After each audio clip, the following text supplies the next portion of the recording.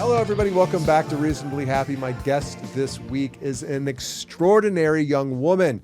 Her name is Lieutenant Rachel Heck of the United States Air Force.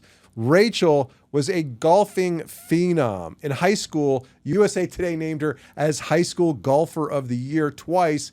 She qualified for the U.S. Women's Open at 15 years of age, played and made the cut to finish T33. Something like that. Something like that. As a freshman in high school, she's done so many incredible things in golf she doesn't even remember. As a freshman in high school, she committed to play at Stanford, where she went on to win both individual and team national championships. She was Nike Golf's very first athlete named to their name, image, and likeness NIL program. And then, to great surprise, Rachel decided she didn't want to turn pro. She decided that professional golf was not for her, and instead she became an officer in the United States Air Force. Not coincidentally, she was named just a week or so ago the winner of the Annika Inspiration Award, quote, which celebrates women who are using their influence, passion, and leadership to inspire others beyond their competitive achievements in golf. Notably, she is also the daughter of my friends Stacy and Robert Heck, my classmate at Rhodes College. Rachel, what a treat to meet you. Thank you for the intro, Paul. It's great to meet you. I've heard a lot from my parents. Oh, I hope they hit the highlights. I hope they hit the good all stuff. Good things. All good things. Good. It must be embarrassing sometimes to hear an introduction like that with so many accolades that you've collected over the years. Yeah, it makes me blush a little bit. It doesn't really feel like that was me. I feel like you're not really describing me. It just feels weird. Well, that's kind of the essence of this whole thing, right? That's sort of the essence of of choosing a path that wasn't the more obvious path to take. And we'll get to that process. Mm-hmm. Before we dive into your story and the most recent part of it, I want to ask you, where and when are you the happiest? Ooh. I'd say I'm the most happy when I'm painting in the backyard of my parents' place in Fayette County, Tennessee. And just me, and I can hear the birds, and you can see little deer, and we have a pond, and our black lab scouts running around, and it's just so quiet and so peaceful, and that is where I'm the most happy. How long have you been painting? Forever. When I was little, I did silly little kid art lessons just for fun with groups of my friends. And I just really loved it. I had an amazing art teacher throughout high school who, she taught me so much. And it's kind of became my outlet after that, away from golf and school and the stress of it all. When I'm painting, I'm only thinking about what I'm working on, and my brain just feels quiet, which is a rare occurrence. What do you like to paint? Anything that makes me happy. I like to paint flowers and little animals. Maybe I'll paint. I just got a puppy, so I think a puppy painting is incoming. But I just see things if I'm just walking down the road or walking in my parents' backyard. I've painted their house in their backyard a few times because I just like to paint scenes that make me feel at peace. And then you hang them up, or they're hung up around my parents' house, and just reminders of the little things that make me happy. Yeah. Who are your favorite painters? It seems like a really basic answer, but I love Monet, and I've been trying to replicate his impressionist style a little bit more because I've always been, growing up, I was super detail-oriented when I was painting, and it just had to be perfect. And I would just spend hours upon hours making sure it's perfect. And then it just totally defeated the whole purpose of painting because then I was just really stressed out. So I just love how he used just little blotches of color. And when you're up close, it kind of looks like a mess and you can't tell what's going on. And then you step back and the whole scene just comes together. So I've been trying to tap into that a little bit. Oh, that's interesting. Is perfection a theme in your life that you've grappled with? Yeah, I just definitely, I think... it makes me angry feeling like I'm not good at something. And then but also I like to try new things. So and then I get frustrated I'm not good at those. And that's not reasonable, but still, I just think that's part of the reason why I like to try new things because I don't like when I'm not good at something. But then that just kind of fuels me to keep going and to keep learning. And I think that's kind of a fun part of it. What was your home life like growing up? Oh my gosh, just the best. I feel like I have the best family. I mean, you know, my mom and my dad. They're just so supportive. And not that it was a typical home life, because I played golf starting at such a young age, and that became a super huge part of my life at such a young age, and I missed out on normal things like sleepovers and summer camps and just normal kid things because I was practicing and competing. But I loved it, and my parents, they pushed me to work really hard for sure, but they never once got mad at me about playing bad or hitting a bad shot or making a mistake on the course. I think they really instilled in me that it's about the work ethic and about the drive, and they were always out there with me. My dad practiced with my two sisters and I, even when it was cold and raining. It wasn't something they made me do. Like, he was here by my side on every step of that journey. So I always just think I have the most supportive, amazing family. My parents, my sisters, like, we're so close. I've talked to them probably more than I talk to anyone else in the world. You're one of three girls. Abby and Anna are your sisters. Yes. And they both play or played at Notre Dame, Right, yeah. So they were pretty dang good golfers as well. Oh, they were so good. Yeah, Abby, older sister, played at Notre Dame. She's in her last year of medical school now. And then little sister Anna is there now. But it was just so fun growing up with them because we just pushed each other so hard. Were you competitive with your sisters? So competitive. Really? That's great. So competitive. Oh my gosh. We always wanted, whether it was practice or tournaments, we always wanted the other one to play like really well, but we just wanted to play a little bit better. And anything we could possibly make a contest, we made a contest, which I think is why we all ended up playing at a high level, because we were having competitions at such a young age, whether that was like a putting contest or a chippy contest. And there were, there were usually like a lot of tears. Like, we were sore losers. We didn't like the other ones beating us, but it made us all way better, and it was a lot of fun. When was the decision made that golf was the family sport? So early, and not a decision that my sisters and I were involved in whatsoever. My dad, he grew up with boys. He was never, a lot of people think that he was probably a professional golfer, a competitive golfer. He was not. But he started. I don't remember your dad ever playing golf. No, he didn't. Yeah. He said he kind of picked it up in college. He worked out a lot. Yeah, that's what I've heard. He looked kind of like a scary dude. He was a big dude. Yeah, it's scary. Big football dude. So glad he didn't have us doing any of that. But I think that was like, I think ideally he would have just had a few sons who did the same thing, and they would hit the gym together and just be dudes out there. But he didn't, to his dismay. He had 3 daughters. And he wouldn't say it's to his dismay now, obviously. Of course not. But he had 3 girls, and he told my mom, like, I don't know what to do with them. Like, what do girls do? And he's like, I'm not sitting through dance recitals. We're not doing that. Absolutely not. And he just decided on his own that golf was going to be our thing. And my mom was like, Robert, like, you can't make them like golf. He was like, I can. And he kind of Pavlov'ed us into it. Pavlov'ed you into it. He really did. With Snickers and things with like ice cream. It's exactly what he did. Yeah. He would come home from work, and he'd be like, all right, who wants to golf and get ice cream? And we were like, this is awesome. Yeah. This is so cool, because we'd go to golf, and he'd make it so fun. Like, he'd just make it the best. We'd have some silly little game. Like, when we were, little bitty starting out. Like, oh, if you can hit the ball 10 yards, then you win ice cream. And it was awesome. And every day we just happened to win ice cream. So we'd get ice cream after as a family. And it was just so fun. And then soon enough, somehow we ended up loving golf. Yeah. And we all just kind of fell in love with the game. But it was the fact that golf was the family sport was 100% his decision long before we knew it. And he kind of tricked us into it, and we're grateful he did. No, I've been told that by people, by golf instructors and stuff, to say, make your kid love it. When you're out on the golf course, there's no rules, except golf rules. But it's all like, yes, we're going to get an ice cream. Yes, we're going to get Gatorade. Make them love it, and they'll want to go back out. Exactly. I see so many parents make that mistake. Like, I don't know how many times I go to the golf course, and there's a dad playing with his buddies, and the daughter or the son, they're just sitting in the cart, and they're not allowed to leave the cart, and they're kind of whining. They want to join in. And the dads are like, oh, I'm being such a good dad. Like, I took my kid out to the golf course. Like, make this about them, get them their little clubs. Like, celebrate their good shots. High five, go crazy. Just make it so fun. And when did golf become, instead of your parents' idea, your idea?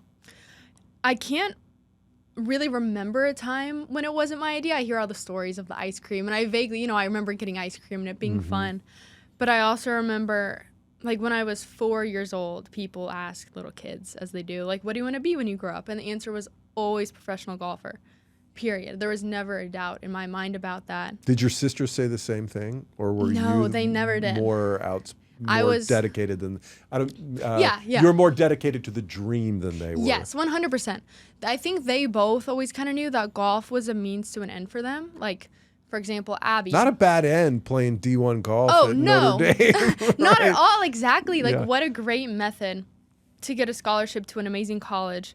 And she knew she wanted to be a doctor, just the same as I said I wanted to be a professional golfer. There's pictures of her in a little children's museum over a body, like fake body, obviously. Doing a fake cadet. Doing all the autopsy little on a child. and That's they're so cool. cute. It's so cute. So but yeah, I was like that with golf. Like, this is the dream, and it was like that up until a few years ago. And when did you start dominating in golf? How old were you? Was it pretty much from the start, whatever tournament you entered, you won? Yeah, I guess so. I think I was always, I don't know, maybe I was just like a really confident little kid, but in my mind, I was like, I'm going to be the best golfer ever. And everywhere I went, I was like, yeah, I'm the best golfer here. I'm a dog, you know? You're a what? I'm a dog. That's A what dog? the cool kids say. I'm a dog. Learn a little something today. I read in one of the articles I read about you that you wanted to go to like an IMG academy or something like that. Was it IMG you wanted to go to specifically? Yeah, IMG. There were a couple other ones that I had friends go to. I have no idea what they were called. And for high school, where you For could high school. basically play golf 9 hours a day and study for 3. Exactly. And your parents said, no way. No chance. Right. Absolutely Why'd not. they say no? They were just so big on, you're going to have a normal life and you're going to spend time with friends. And even though some of your life is going to look different because you're not going to do summer camps and theater and other than that, it will look normal. And you're going to go to your high school football games and prom and homecoming and hang out with your friends and go to school for 7.5 hours a day because you're going to learn that you need to know that golf isn't everything. And I didn't listen to that at all. I was just pretty pissed that I couldn't go to an IMG academy because, I mean, like, my goals in my mind were clear. I want to be the best golfer in the world, and going to school for 8 hours is going to get in the way of that. Like, I don't need an education when I'm going to be the best golfer in the world, obviously. So I was not happy. But, I mean, they never budged on that for a second. I spent a long time begging them, but no, zero. Did you have any challenges in high school? I mean, we'll talk about the ones you had in college because you had injuries and you had a lot of setbacks in college. But in high school, was there anything that stopped this just one way up and to the right rise in your career, in your golf career? Kind of. It was more toward the end of high school, bleeding into those college years of the injuries. Like, the injuries started at the end of high school.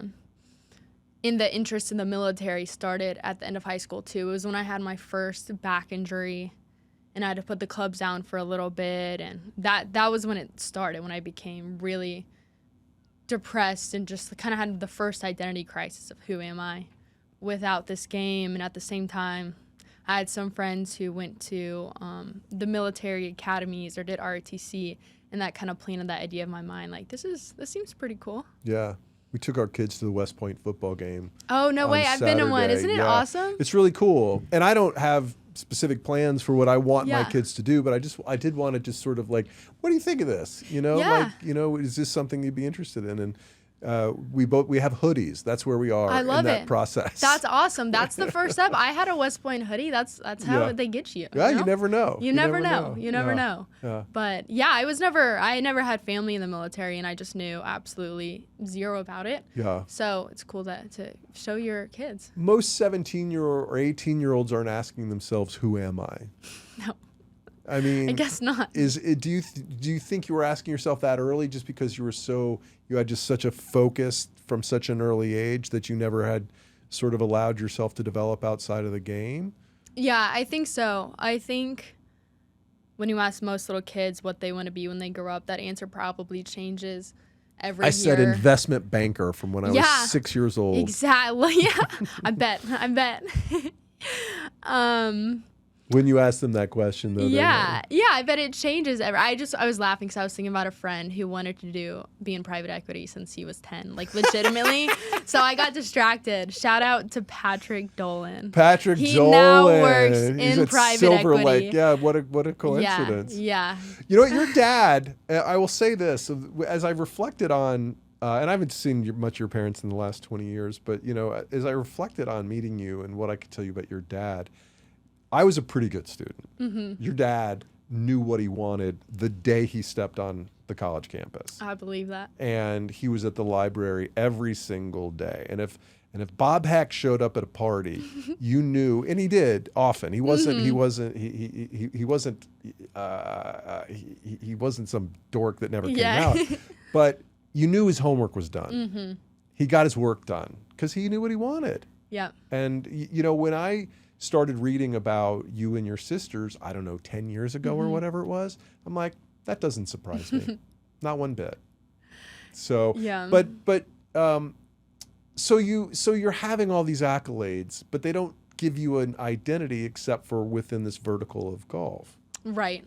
Yeah. Like I was just so narrowed in my mind from such a young age that like I never imagined myself as anything else. I didn't picture anything else in my life, whereas I think most people, you know, growing up, going to school, like, oh, I took a science class. This is cool. Maybe I'll be a doctor. Oh, this history class is really interesting.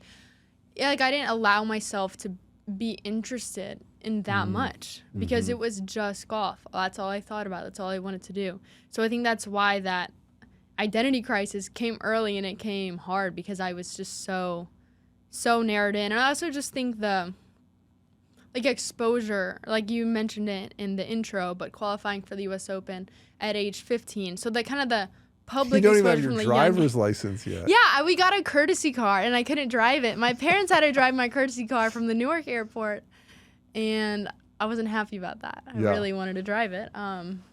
You don't want to learn how to drive in Newark. You know, my son just got his learner's permit in New York, and it's like we're gonna have to go to Westchester to some parking lot and figure out how to drive. I can imagine. I don't like driving here now. I love my car at home. I don't need that thing here. You don't. Hit somebody. You don't. So you went to the U.S. Open, and you're 15, and you're dealing with kind of adult type stuff at a very early age. Exactly. Like doing interviews and handling media and meeting a bunch of people and being pulled this way and that. And at the time, I was just starry-eyed. Like, this is so cool. I'm a star. I am awesome. I'm living the dream. This is what the rest of my life's going to look like. So at the time, like 15-year-old Rachel thought it was just the coolest thing in the world. And I had so much fun. And who did you meet at the Open that was sort of the biggest thrill? Oh, I mean, all the LPGA girls. I don't think I'd met any of them, but specifically Alexi Thompson. I got paired with her on Sunday. How cool. I mean, it was just, I remember on Saturday, I finished before her, and I was watching the pairings kind of shake out, watching the scoreboard to see who would be next to me. And I saw that she was close, and I was like watching her. I think she had like par her last few holes or something for me to be paired with her. And I mean, I was just over the moon. I was so excited, and it was awesome. Getting to play Sunday of the U.S. Open with Lexi Thompson was just unreal. And looking back, like at the time, I thought, oh, it's so cool to get a glimpse of what the rest of my life is going to look like. But now looking back, it's more special because, like, what a cool time in my life. Like, what a cool thing I got to do with my dad caddying for me. Like, that's awesome. And I'll get to tell my kids and their kids about those memories. Yeah, I remember your dad, and again, when I started reading about you, I see pictures of your dad caddying for him. Like, I never even knew he played golf. Yeah. And what you wrote, or what you said in this article about him was, your dad said to you at the Open, "I don't know what I'm doing. I just want to be next to you." Yeah. Oh my God, what is just a beautiful thing to say. Oh my gosh, that always gives me goosebumps just thinking back on those And moments. by the way, your dad is an orthopedic surgeon. Yes. Right? Like, he's a big deal. He's a badass guy in his own profession. Oh, yeah. He's such a badass. And, I mean, the stories you were just telling about him in college just don't surprise me at all because those are exactly the values he instilled in us. Like, I don't know, what the result could be good or bad, but you're going to put absolutely everything you have into it. And then things like the U.S. Open, it's like, here is a reward for your hard work. Like, he was not... like throughout that week, we just had so much fun. We had zero expectations for how I would play. Like I had no idea how my game would hold up to the professionals, but he was like, this is it. This is such a massive reward for all the work you've put in, and how cool is it that we get to do it together? And yeah, I remember super specifically that when he said that, I was like in a bunker, and I think like Lydia Ko was chipping next to me on the practice green, and Michelle Wee was over there, and he was behind the ropes, and he came out, and he like started holding the club kind of weird. And I was like, what are you doing? Like, you're embarrassing me. Stop. And he was like, yeah, that's when he said, like, I don't know what I'm doing. I just want to be next to you. And that's when it just, I don't know, it kind of hit me like, okay, this is my dad. Like, because I was very starry-eyed and looking around, but I was still trying not to embarrass myself in front of the big girls. Like, I needed to look cool. Like, I belong here. And at that moment, you needed, at some point, you're going to have to fire your dad. Yeah, that was like, all right, you have 10 more minutes. Get mom. That's right. Oh, funny. Mom's coming in. But yeah, I just, like, I think that moment took me back a little bit, like, okay, like, my dad has been caddying for me since I was 5 years old in little silly tournaments, and now here we are together, having been on every step of this journey together. Like, this is really special. Yeah. And you get to Stanford, and you just start kicking butt right out of the gate, right? Yeah, that was crazy. That my freshman year was a COVID year, pretty much. It was 2021. Oh, wow, right. So I hadn't even been to campus. I got to campus in, like, the end of February. How did y'all practice? Once we were there, we had pretty normal practice. But when we were super isolated, we had to room with the girls on the team, which was fun because we were already friends. But it was super isolated, like practice and then Zoom class in your room. And that's it. And then all fall, I was just home. So I was in Tennessee just doing Zoom classes, and I was super miserable because, I mean, obviously I was a freshman in college. Like, I don't want to be in my childhood bedroom doing my freshman year classes. Oh, wow. Yeah, but so I didn't even think, long story short, I didn't think we were going to have a season. I thought the whole thing was going to be canceled. And, like, welp, I just missed a year of college. But, you know, at the last minute, we figured out, okay, we will get to play. Stanford will allow us back. And then the span of that couple months was just crazy because I ended up winning like 6 tournaments and Pac-12s and regionals and nationals. And it was just this crazy whirlwind of like, what just happened? I went from I'm not going to play at all this season to that just happened. Winning the national championship as an individual and as part of the Stanford team. So that one, I won as an individual my freshman year. We didn't win as a team that year. Okay. And then we won as a team my sophomore and senior years. But you come out and have just a blistering first year of golf. And at the same time, you decided you want to sign up for ROTC. What kind of a crazy idea is that? Oh, yeah. For a person with a full load of classes, playing on a D1, you're ranked, what, 3rd in the country at the same time? Yeah, it was a very questionable decision. Absolutely. And I kind of knew it, but the more people told me not to do it, the more it made me want to do it. I had just because you wanted to prove to them that you could? Yeah, I was like, I can do this. Yeah. I remember, I mean, there were a lot of things. What did your coaches say? My coach was amazing. She was so supportive. I called her after like many months of conversation with my parents, who were like, "That's a horrible idea. Don't do that. Just stop. No."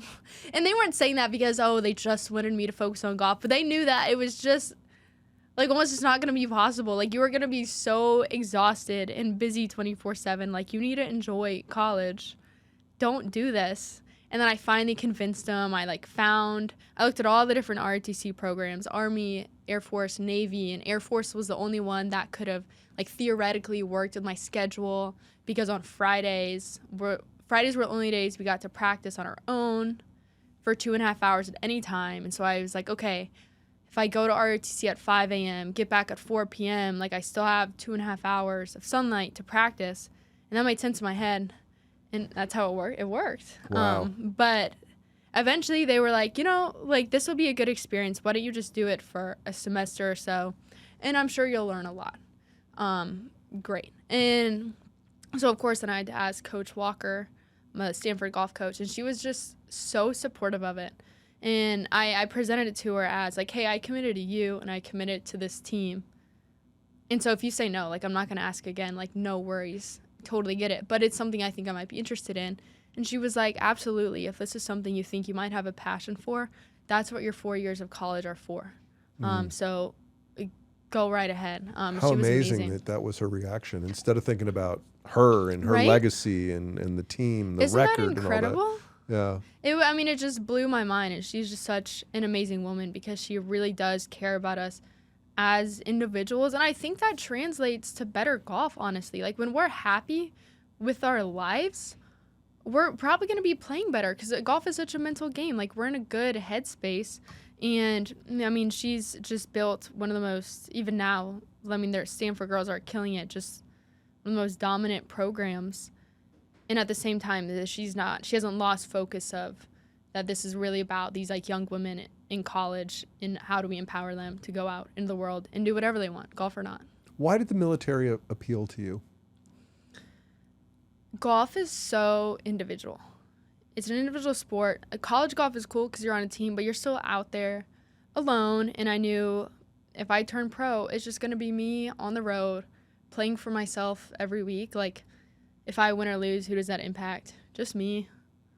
That's it. I didn't like that at all. I wanted to be a part of a team and work toward a common goal with people by my side. And I loved that about college golf. Having that team was so special. And, you know, I just thought, what's something that's the complete opposite of that? Like, I had friends, like I said, who went to the academies, did ROTC, and I was like, this is so cool because you really are just such a small part of something so much bigger than yourself for such a greater purpose. And it's very hard work. It's very difficult. I didn't realize how difficult it was going to be to become an officer in the military, but I just love that drive and just the idea of, like, I can earn my spot on this really, really awesome team. To be part of something bigger than yourself. Yep. Yeah. Meantime, you're still competing, and you have to sit out most of your sophomore year because of mononucleosis. Is that right? Yeah. That's the kissing disease, Rachel. What? That's what they'd say. Back in the 80s, that's what they say. They'd say crazy. mono, that's what you get if you kiss a lot of people. That's wild. Yeah, that might have lined up with a post-breakup. So that's weird. That's crazy. Regardless of where it came from, it put you on the sidelines for a while. It did. Yeah, that was difficult coming off of, I think that whole year was a big eye-opener for me because, like, I just come off the high of freshman year where, like, yeah, I won the national championship and it was awesome. And, like, going to the summer, I was just, like, riding that high. I actually played a U.S. Open, another U.S. Open a week after I won nationals. And then I did, like, the crash coming off of that was just as, like, low as the high was high. Like, I was so, like, where do I go from here? I just did everything I dreamed of doing minus winning a team national championship. Like, how do I find the motivation to get back out there? And I can't live up to what I just did. I just won almost every tournament I played in, and I probably can't do that again. So, like, where do I go? And, like, so the fall was already really difficult because I wasn't playing great. I wasn't in a good headspace, and my coach, Coach Walker, just amazing again. She was like, Rachel, don't bring your clubs home over Christmas. We had a few weeks off. She said, leave them in your locker. Don't think about golf. Even going at 100% for many, many months now, take a break. And I did, and I think that was really good. I felt refreshed going into the spring. I won my first 2 tournaments of the spring, and then, boom, mono, which was tough. Like, I was just so sick. I couldn't get out of bed, and it was miserable, and I hated being away from it. And at that point, I don't know, I think I'd started like, it was different from when I got hurt in high school, and I was like, who am I without this game? I didn't feel that, like, identity crisis because I knew I had more. Like, I had at that point the military and just, interests in what I studied. And but it was still just like just so mentally frustrating, obviously. Like, oh, I was finally back in a good headspace. And then this happens, and so I was out most of the postseason, but I did come back for our national championship, which we did win as a team. And you sank the winning putt, is that right? That was my that's the year after. Senior year. Okay. Yeah, that was my very last tournament, my senior. This one, my teammate Rose Zhang, who's on the LPG net. Yeah. LPG. She's amazing. A big deal, yeah. She's a big deal, and just the best human being ever. She made that last putt, and I mean that was so cool because I felt like winning the team national championship was the one thing I hadn't done, and now we got that. But then the cycle just continues. Where after that, like, great, now I've really done everything I wanted to do in college. So now where do I go? And it was just this like up and down roller coaster. Like, my junior year, I had surgery, and I mean, it just felt like this crazy cycle that I couldn't get out of. Right. You had major back injury that Yeah, you had a rib removed. Yeah, it was called thoracic outlet syndrome. But yeah, I had my first rib removed, which was crazy. But I got to keep the rib, and I think that's pretty cool. So it's almost biblical. It's like reverse biblical. Yes, yeah. I named it Eve. Oh, funny. Because Adam takes out Yeah, there you go. You know how it goes. What'd you learn being injured and having to be on the sidelines? And why? I remember seeing you cheer on Rose when you were out, and I was like, what does that feel like to you? Yeah. Every time I was injured, I learned something new. In high school, it was, who am I without this game? And by junior year, it was, I don't need to have a golf club in my hand to be happy. I remember going to Augusta. I was supposed to play in the Augusta National Women's Amateur, had surgery, couldn't play. And of course, with every injury, like, it's mentally difficult. Like, you're in physical pain, you're in mental pain. It's just hard to be injured and go through surgery. But it was not existential crisis. And I remember Rose, she was about to turn pro, and I mean, it's such a big deal, and she was in the lead. And I was like, I just have to go fly out and cheer for her. Like, I just have to be there. So I did. I booked a flight. I got there the night before. We went to a dinner together, and we just talked it out and prayed together, and just like to help her find peace. And that day, watching her win, ultimately in a playoff, it was the most stressful day of my life because I'm so stressful. When you're playing yourself, you're like, you're in control, you know. Mm-hmm. What happens. But watching her, so stressful, but so fun. Like, I felt like I had won. When she made that last putt and getting to run on the green and hug her, and I was crying. And, I mean, it was just so cool. And I realized, like, I don't need a club in my hand to be happy. Like, I feel like I have my other things. Like, at that point, I was like, okay, in a year from now, like, I'm going to be a lieutenant in the Air Force. I studied political science, and I loved political science. Like, I feel like I have my own identity, and I'm being out here not playing is not giving me some identity crisis that, like, why I'm on the sidelines when I should be playing. I wish I was playing because who doesn't want to play Augusta National? Yeah, for sure. But, I mean, it was just so special getting to be there with Rose and be by her side while she won. And that's kind of the role I feel like I have now with her and with all my friends is, like, I'm always that one, like, refreshing the scoreboard and just being their biggest fans ever. And especially now, there's no part of me that wishes that were me. Like, I have no desire to be a professional golfer right now, but, like, I will cheer them on until the day I die. How much pressure was it for you to, I mean, it's almost like you were coming out, and when you said that you weren't going to play pro golf, like, what was that experience like? Oh, gosh, I was so nervous because it was a hard process. It was hard to come to terms with, like, my decision in my mind because I had put myself in that box for so long that I'm a golfer. And so it was hard for me to realize, like, wait, I don't actually think I want this lifestyle. And I think I want to go another direction. So that was difficult. And then, you know, talking to my family and Coach Walker, which if you've noticed a trend or theme and how I talk about them, they were amazing, obviously, about it. They knew, they could see that that's not what I wanted. And I think they had known that. So they just wanted me to be happy. Were there people pushing you to play pro? And I'm not asking you to name names, but yeah, sponsors probably wanted you to play pro golf. And they were honestly The LPGA amazing. surely wanted you on the tour. Yeah, honestly, the people who express the most disappointment are the 6-year-old men in my DMs. They are not happy about this decision. Let me That's tell coming you. very close to being me. Let me tell you, I know. Let me yeah. Because It's crazy. what was the vibe? Were they cheering for you, saying they wanted to see how great you could be, or was it weird? Oh, it was weird.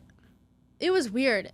A lot of people had like full-on paragraphs about like, well, I've been in banking for 40 years, and let me tell you what I would give to go out on tour. Like, I know, like, John, like, that's awesome. John like, the banker. Yeah, like, that's like, well, they all look the same. Like, it was the same guy. They're I dressed think. exactly like Yes, this. yes, their profile pictures, like, kind of. Not gonna lie, Paul. I had to be somewhere where this was required earlier today. I would otherwise have my Air Force Ones on. But anyway, nice. but Very John cool. the banker, John the banker, who looks like this and knows so much about Rachel Heck, the person, exactly, that they need to tell you what and you should do with your life. Oh my gosh, so much life advice from these guys. Just you're gonna sit in an office all day and you're gonna be miserable and you're gonna regret it the rest of your life. And so like everyone who mattered in my life was so supportive, and even like my agent, who obviously had it was invested in me going pro. Like, he had a financial incentive for me to turn professional. Not once did he try to talk me out of it. Well, he jokingly tried to talk me out of it. I did tell him. So I said, I will go pro if you can get me in the Chiefs booth with Taylor Swift. That was it. And he said, I promise you you can meet Taylor Swift if you go pro. And I said, that wasn't the bargain, Kevin. So ultimately didn't go pro. But even like, he was so supportive, and I talk to him all the time. He's in New York City. Yeah. He's amazing, and he still supports me. He's just the greatest guy. So everyone who knew Rachel as a person was just so supportive. And in general, when I did write that article, it got the most just like overwhelming support. It was I didn't a know no how laying up. It was a no laying up. Yeah. I remember Kevin and I discussing, because it was really important to me to tell my story in my own words. So I wanted to write it out, and it took a long time to write it. I think when I originally wrote it, it was like 6 or 7 pages, and then I cut out a lot, and I got my sisters to edit it, because I had so much to say, and I was like, all right, let's make this quick and readable. But and originally, I was just going to tell people that I was medically retiring, because I truthfully, I don't think I would have been able to play professional golf if I wanted to. I still have shoulder problems, finding doctors here in New York to figure it out, maybe do another procedure. I don't know. But so I don't think I would have been able to play professional golf. And that was kind of the easy route, the easy button. I'm going to say I'm medically retired. No one can argue with it. Medically retired, that's all I can do.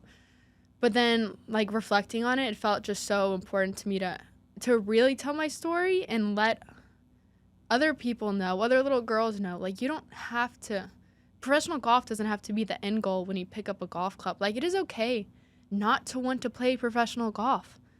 That's fine.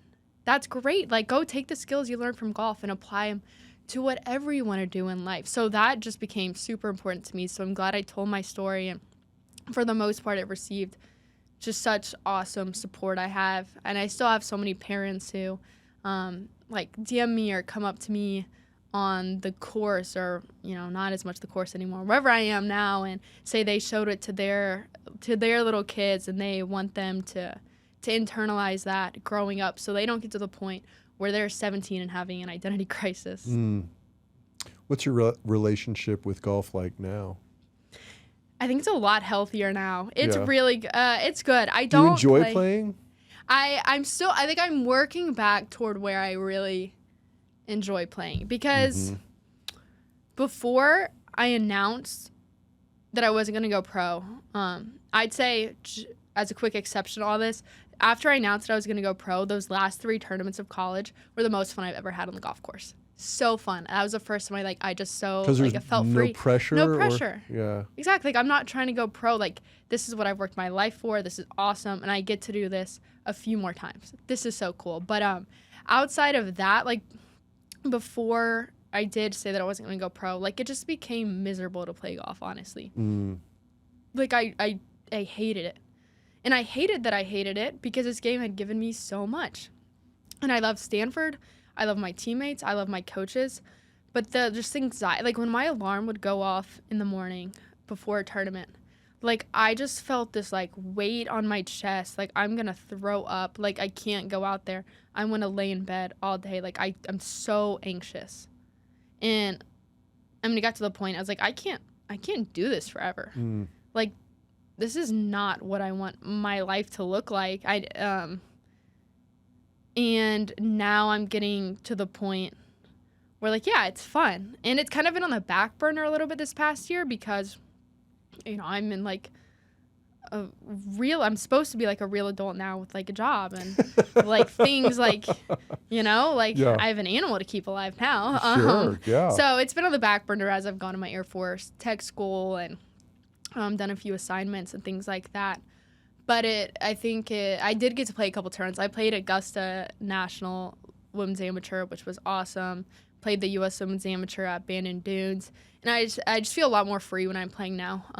Not that I think that competitive part of me will always be there, though. Mm-hmm. Like, I get pissed still. I get unreasonably pissed for how much I don't practice. Right. Like, I think I should go out there. Every golfer gets mad. I know. Disproportionate to their preparation. That's what Guys who are 4 beers in are complaining about the fact that they can't hit the fairway. Exactly. It's like, you didn't even stretch today, dude. No, I know. That's so true. That's so true. And what I hate about it is I always get annoyed at those people because I'm like, you haven't even practiced and you're just getting pissed and like. I'll say that to my boyfriend. I'm like, you haven't even practiced. You can't come out here and expect to play good. And then I don't practice and I go out to a tournament and I'm like, this is absurd. Like, what is going on with me today? Like, and I just haven't played golf. So were guys intimidated by you because you kicked the shit out of them on the golf course? Yeah, I wanted them to be. I kicked the shitty on the golf course. Like, I'm in the military. Like, fear me. Yeah. You know? So that's good. But Grant, I think he has like a healthy fear of me. Oh, that's good. I think the word's respect. Is it respect? Yeah, scratch that. Scratch the healthy fear. We're gonna go with respect. No, he's just like my biggest hype man ever. He thinks like I'm just like the coolest person in the world, and that's how your significant other should think that about you. They're like, wow, I'm the luckiest person in the world because they're the coolest person ever, and I think he's pretty cool too. So that's great. He's so wonderful. What are you going to get a job or like what do you think the next few? I want to know about the next couple of years and then like 20 years from now. What is Rachel Hack up to? Okay. So in the next couple of years, so I worked at KKR for a year. Because I wanted to try something new out of college. I didn't study finance, and being a financial analyst when you didn't study finance and knew zero about finance was difficult. But it was fun because I liked the challenge. I liked to learn. And there's other jobs available in the financial industry besides analyst. Well, yeah, but like you're doing public relations in the Air Force, aren't you? Yes. Okay. Yeah. No, that's why. Yeah, like it was cool, and I actually liked my job. And I liked all the people at KKR, but ultimately, like from like the partner on our team, shout out to Tony, he was amazing. Which is not a lot of analysts out of college say like, oh, the partner on our team is awesome. Yeah. But he really was awesome, and we talked a lot about it. He has a dad with 2 sons my age, and so like we just kind of talked about what the next steps look like and. Like my heart's with the Air Force. Yeah. And I feel like great. I worked so hard in college to do ROTC on top of the golf schedule and the academic schedule and the social life. Like I worked so hard. And I felt like, okay, like I'm just doing the bare minimum now. Like when do I get to do this more? Like I love the Air Force. I want to be able to like really give my time to it. So that's kind of what I think the next couple of years are going to look like. I just moved in here. I spent a couple months doing an assignment in New York City. Here in New York City, yes. I spent a couple months doing an assignment at the 1st Special Operations Wing in Florida. Before that, I was at our base in Los Angeles, and then with the 60th Air Mobility Wing at Travis Air Force Base, also in California. Oh, I thought that was in San Antonio. What's in San Antonio? San Antonio? Oh, I should have put it's not a quiz. Anyway, Air Force Base. It's the headquarters of USAA. I don't know. All right, so you're going to keep doing more Air Force stuff. Mm-hmm. What sounds interesting long term? Long term, well, one, Air Force. Two, this is like a very unpopular opinion among like girls my age. Like, I can't wait to be a mom. Yeah. I want a family. That's kind of important. Yeah, just a little bit. Just a little bit. I don't know. I just don't understand. Like, I feel like a lot of girls, like a lot of women I talk to my age are like, why would you want to like be a mom and like raise children into this world when like you could go be a badass and work 13 hours a day at a desk and like you can be like a boss bitch and do that. Like, that doesn't sound appealing to me. Like, Where do you think that attitude comes from? I think people like not to go like too deep into like, you know, popular ideologies, but I think like sometimes like feminism isn't helpful to women. I think like the idea of feminism that like, oh, you don't need to like raise a family, you don't have to do this, like you can just work. Like I think like what feminism should be is like you can do whatever you want and that's awesome and like like we're gonna support you. So like you can go work if that's what like your calling is and like you want to work in private equity and just be a boss at that. Like that's great, but like a lot of people like tell me like, oh, why would you just want to be a mom? Like I think I'm like just a mom. Yeah, just a mom. Like I saw how hard my mom worked growing up. Like she worked harder than anyone I knew, and she's the reason that my sisters and I are where we are today. Yeah, you're all rock stars, and it starts with Stacey Heck. Exactly, it starts with Stacey Heck. Like I want to be just like her when I grow up. Mm-hmm. And I think all my experiences and like I feel like I'm so equipped to raise some more little badasses. So like that sounds awesome to me. So like job wise, like I know I want to stay in the Air Force, but like ultimately like I want to have a big family. And ideally I want to be just like my parents. I want to have chickens and a white picket fence and live on a farm and have a quiet little life. Yeah. Well, good citizens are important to our society. I want to ask you just a few more things. They're kind of random questions. What's your favorite golf course? I don't want to say Augusta because that's so basic. Well, not basic. Like, that's the obvious answer. Okay, Augusta National. You got me. It's Augusta. It's so unreal. Like, that's one of the places that really lives up to the hype. Yeah. It's insane. Why? Just the, like, ambiance there. Like, you're, like, there's no phones. It's just you, and you're in this little, like, oasis in middle of nowhere, small town, Georgia. And, I mean, it's just, like, so, there's not, like, one pine needle out of place. It is so stunning. Like, it's crazy. Right. Yeah. So just being there, I think a lot of places maybe don't live up to the hype or like, oh, this place is cool. They have a few good holes and the rest of it's kind of like, eh. But like that is a place like that lives up to the hype. It's awesome. Okay, if you had to say number two, give me a number two. Oh, the Golf Club of Tennessee. That's outside of Nashville? Yes. Yeah. I love, that was one of my favorite places growing up. Who's the designer? Do you know? I thought this wasn't a quiz, Paul. Oh, sorry. I'm sorry. I don't sorry. know. Okay. Maybe I should know that, but I don't Golf know. course design is one of those things where it's architecture. You can just go so deep down a rabbit hole. I know. And the people who know a lot about it can't wait to find out know. how little you know know about it. Yeah, exactly. No, that's Like, so you don't know true. who Seth Rayner is? Yeah, What's the matter with yeah. you? Oh my God. No, that's so true. My teammates and I would always talk about that. Like some like guy would just like get our ear and be like, did you know like his grandmother was like blind in his left eye, which is why this hole is a dog like right because she could see it better. Like I don't know. Like there's just so many people go down that rabbit hole. So Golf Club of Tennessee. Golf Club of Tennessee. I played there a ton growing up, and it's just Tournaments so and beautiful. stuff? Like tournaments, yeah, like Tennessee Golf Association junior tournaments. And that's also just feels like another like oasis kind of place. I remember I would always get in trouble on that golf course because there's so many like streams that are really shallow and you can see all the fish. So I'd always kind of go over there and like start like getting into the stream, like hang out with the fish. And my dad was like, Rachel, like come on, like Focus, you gotta go, kid. like Focus. yeah, like let's go. But I would just get so distracted because it was just so beautiful. And that's a place that always just kind of felt like home to me. Where do you keep your trophies? Oh, my parents have them. My dad has the NCAA trophies and the Annika Award. Like above the fireplace or like next to the fireplace. Mm-hmm. And he's like, maybe one day, like, you can get them back for me, like, once you have, like, a house and stuff. I was like, you can have them. Like, I really don't care.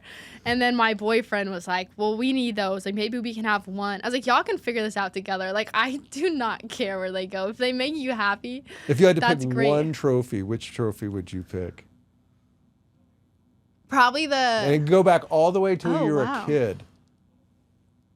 Mine is the 1977 Green Machine from the Northside YMCA. Oh, Of course, wow. I didn't win the NCAA championship. Well, that's... But if I every had one time of those, you move, maybe you it have to would be get rid that. of trophies. Yeah, You know? yeah. And there's this one trophy from when I played when I was 8 years old. And I was like, that still means something to me. Aw, that's so cute. I love that. Is there one that's more personal than the others? Honestly, I think... I think it would have to be my like senior year NCAA trophy, because that was the moment like I had just dreamed about forever, and it felt like just a full circle. Like that was a time, like I'd already decided I wasn't gonna play pro. I was having so much fun, and this was like my last hurrah. This is the last, and I got to make the winning putt. And you sunk the putt. Yeah, like that, like when I was 12, 13, 14, 15, like I would be on the practice putting green all day, and that's what I'd imagine. Like my teammates are on the side here, and I have to like make this putt to win it for the whole team. And like I got that in real life, and it just felt like the craziest storybook ending. And like that's a high. Like there was no like coming down off that high, because it wasn't like, what's next? Okay, that was awesome, I can celebrate for a day or so, now let me lock in and practice for the next thing. It was like, that is like, we'll close that chapter, and like that was an awesome book. Yeah, that's cool. What do you think of college athletics and the whole NIL thing? What does the future of college athletics look like? Oof, that's like the golden question right now. I don't know. From a golf perspective, I don't think it has that much impact. I think it's great. Like I got to, in college, like maybe it would have been harder not to turn pro if I felt like, oh, I haven't like monetized off of my golfing ability yet. But I got to experience that. I got to have sponsorships and really great partners there. So I think golf, it's not a huge game changer. It's just kind of fun for the girls. But, you know, I can't speak on like things like football and basketball, as well as I'm sure some other people who were super into it. But just seeing the transferring, like it's kind of, from my perspective, it almost seems like it's getting rid of that like school loyalty. Like it's ruining just like what it means to be a college athlete, and like being so proud of your school, and like it's just who's gonna pay me the most. So it's just such a hard balance, because like, yeah, I think college athletes deserve to like be compensated for using their name, image, and likeness. They work so hard. But it gets to a point like I don't want to lose sight. Like where's the line between being an amateur and being pro? It's hard to say. You know? And yeah, I mean, what does it mean to go to Alabama because you want to be a part of the Crimson Tide, and then you transfer twice before you're done? Exactly. Like I was like just I was so proud to represent Stanford and to have that college pride, and everyone should have that. Like I don't know, it's kind of losing that. Last question. What have you learned from Annika Sörrenstam and Condolleezza Rice? Oh my gosh, I could probably talk for a whole nother hour about them, but I mean, they're just such inspirational women. I mean, Annika, I remember when I was little, my parents, she was just one of my heroes. I played a Tiger Woods golf game on my Game Boy, but Annika was one of the players, I think the only like female player you could play at. So I'd always play as Annika. Yeah. And I remember when she left professional golf at the peak of her game, she could have won 100 more majors if she wanted to, but she stepped away, and my parents pointed that out to me. I was like, what a great example of this is someone who knew what she wanted in life, and she wants to focus on her family. Like, isn't this amazing? And I was like, yeah, that's great. Like, a spot open for me to become the best golfer in the world. So I didn't really get it at the time as much, but I mean, just so inspirational. And Dr. Rice, just being in her presence every time she opens her mouth, like it's just unbelievable wisdom. And what's your relationship with her? Just she was my academic advisor, but also just a wonderful, like my official academic advisor at Stanford, but also just such a wonderful mentor, and helped me a lot navigating ROTC. And I mean, I remember I met her my first visit to Stanford when I was a freshman. Coach Walker sent the itinerary, and it was like 30 minutes with Condolleezza Rice. That's Are you kidding me? Pretty good selling Yeah, like trip. Okay, you got me there. Like, where do I sign? Like, I'm done. And we got to meet Dr. Rice, and she was just amazing. And I remember she, in that conversation, when I was 15, we were talking about her experiences, and she said when she went to college, she was going to be a concert pianist, and that was all she wanted to do. And she took a class on international relations, and it just changed the game, and the rest is history. And I was like, that's so awesome. Like, I'm going to be a golfer, but like, I'm glad you found your thing after like, you know, so much trial and error. And it's just so funny looking back on that. Like, that's like exactly what happened with me. Like, I was going to be a golfer. I came here, I took international relations classes, did RTC, and I just found a new passion. So, I mean, she's just so wonderful and inspirational, and hearing her, I mean, talk about everything from deciding her own path and following her passion to talking about current events and like recalling where she was and what she was doing in such pivotal moments in American history. It's like, it's surreal to be like, I can't believe, like, why are we even in the same room? Like, why are you in a room with me? This is unreal. That's so cool. Well, I think you got a lot more adventures ahead of you, and I can't wait to see what too. you do. Thank It's always you, a Paul. thrill to meet your friends' kids, but when somebody's got a story like yours, it's especially fun and significant. So thanks for doing this. Oh my gosh, thank you for having me. Thanks for Paul. not listening to all those old 60-year-old white men who told you that you shouldn't not go pro. Absolutely. Never. That's my one advice. Never listen to those guys. Unless they're Paul. What's that? Unless they're Paul. Yeah, then listen to it. Do you have like a website or anything for people to follow you, or are you just like private citizen heck that, you know, that kind of thing? I have an Instagram _ Rachel Heck _, but other than that, I don't post that much anymore. Now it's just a private Rachel Heck citizen. But I post sometimes. Cool. Thanks again for doing this, and best of luck with everything. Thank you so much, Paul. I appreciate it.